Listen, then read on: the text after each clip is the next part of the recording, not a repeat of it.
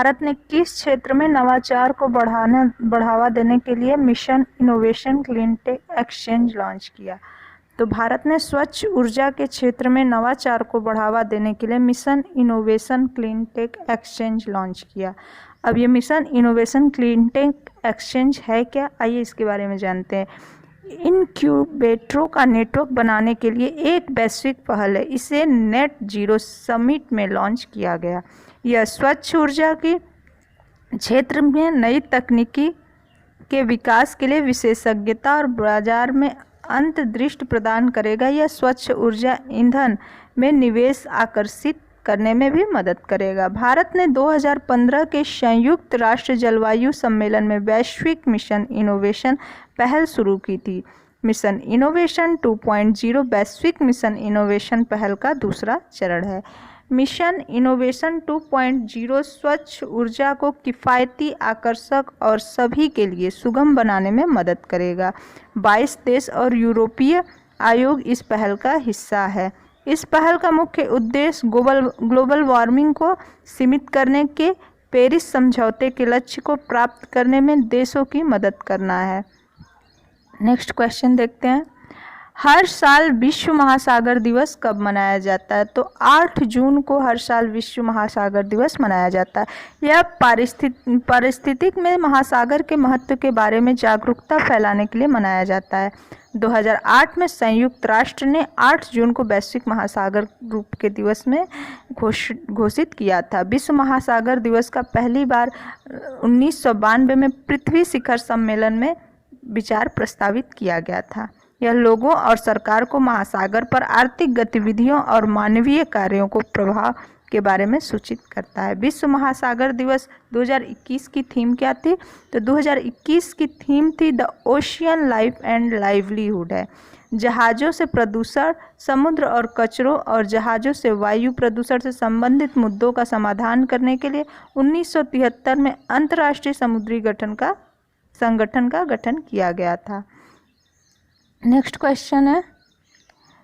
3 जून 2021 में NHPC limited ने किस परियोजना के लिए जम्मू कश्मीर राज्य विद्युत विकास निगम लिमिटेड के साथ एक संयुक्त उद्यम कंपनी का गठन किया?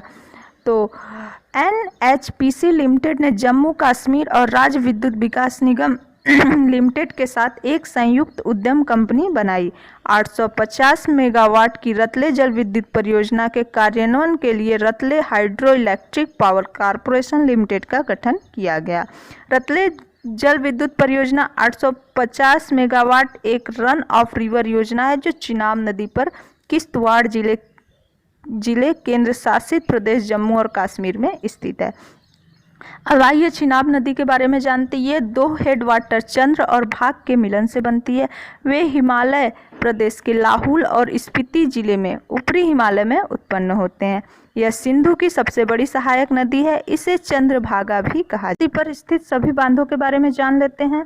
तो यहाँ पे महत्वपूर्ण बांध सलाल बांध, दुलहस्ती जल विद्युत संयंत्र, पाकल दुल बांध है। नेक्स्ट क्वेश्चन देखते हैं। निम्नलिखित में से किस राज्य सरकार ने नॉलेज वर्कर्स की मदद करने के अपने प्रयासों को एकल कार्यक्रम के तहत लाने के लिए नॉलेज इकोनॉमी मिशन शुरू किया है?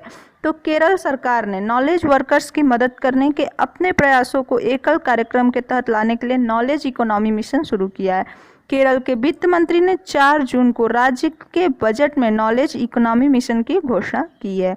Kerala development and innovation strategic council इस परियोजना का नेतृत्व कर रही है।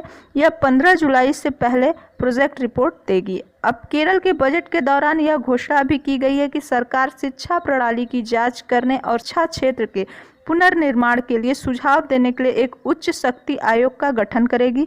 सरकार ने नॉलेज इकोनॉमी फंड के लिए आवंटन 200 करोड़ रुपए से बढ़ाकर 300 करोड़ रुपए कर दिया है। नेक्स्ट क्वेश्चन की ओर चलते हैं। नेक्स्ट क्वेश्चन है हमारा, हाल ही में किस देश ने को 2022 से 2024 की अवधि के लिए संयुक्त राष्ट्र आर्थिक और सामाजिक परिषद का सदस्य चुना गया है? तो भारत को 2022 से 2024 की अवधि के लिए संयुक्त राष्ट्र आर्थिक और सामाजिक परिषद का सदस्य चुना गया है। आर्थिक और सामाजिक परिषद संयुक्त राष्ट्र के 6 मुख्य अंगों में से एक है।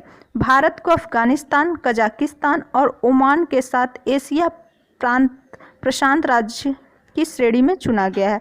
अफ्रीकी राज्यों में कोत दिवार, इस्वातिनी, मॉरिशस, ट्यूनीशिया और संयुक्त गणराज्य तंजानिया चुने गए हैं। क्रोएशिया और चेक गणराज्य यूरोपीय देशों से चुने गए हैं, जबकि बेलीज, चिली और पेरू लैटिन अमेरिकी देशों से चुने गए हैं। ECOSOC के सदस्य 3 साल की अवधि के लिए चुने जाते हैं। परिषद की सीटें भौगोलिक प्रतिनिधित्व के आधार पर आवंटित की जाती हैं। अब जानते हैं आर्थिक और सामाजिक परिषद के बारे में। इसकी स्थापना संयुक्त राष्ट्र चार्टर द्वारा 1945 में की गई थी। इसमें संयुक्त राष्ट्र के 54 सदस्य शामिल हैं और यह आर्थिक, सामाजिक और स्वास्थ्य समस्याओं के समाधान के लिए पहचान करने के लिए जिम्मेदार है। और इसका चार्ट कुछ इस तरह से है। नेक्स्ट क्वेश्चन देखते हैं। संयुक्त राष्ट्र महासभा के 76वें संघ के अध्यक्ष के रूप में किसे चुना गया? तो ये अब्दुल्ला साहिब को चुना गया। अब अब्दुल्ला साहिब कौन है?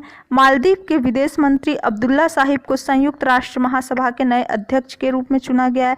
193 सदस्यीय महासभा में उन्हें 143 मत मिले। वह संयुक्त राष्ट्र महासभा के 76वें सत्र की अध्यक्षता करेंगे। हर साल संयुक्त राष्ट्र महासभा के अध्यक्ष को विभिन्न क्षेत्रीय समूहों के बीच रोटेशन आधार पर चुना जाता है। महासभा के 76वें सत्र के अध्यक्ष को एशिया प्रशांत राज्यों के समूह में चुना जाता था। मालदीव पहली बार संयुक्त राष्ट्र महासभा के अध्यक्ष पद को संभाल रहा है। नेक्स्ट क्वेश्चन देखते हैं। नेक्स्ट क्वेश्चन है, भारतीय नौसेना ने कितने उन्नत हल्के हेलीकॉप्टर शामिल किए हैं? तो इसका राइट आंसर है 3। भारतीय नौसेना ने अपने बेड़े में 3 स्वदेश निर्मित उन्नत हल्के हेलीकॉप्टर ALH MK3 को शामिल किया है। इसका उपयोग समुद्री टोही और तटीय सुरक्षा के लिए किया जाएगा। ये हेलीकॉप्टर हिंदुस्तान एरोनॉटिक्स लिमिटेड द्वारा विशाखापट्टनम में भारतीय नौसेना स्टेशन डेगा में बनाए गए हैं। ये हेलीकॉप्टर आधुनिक निगरानी, रडार और इलेक्ट्रो ऑप्टिकल उपकरणों से लैस है। यह उन्हें रात में भी खोज और बचाव कार्य करने में सक्षम है।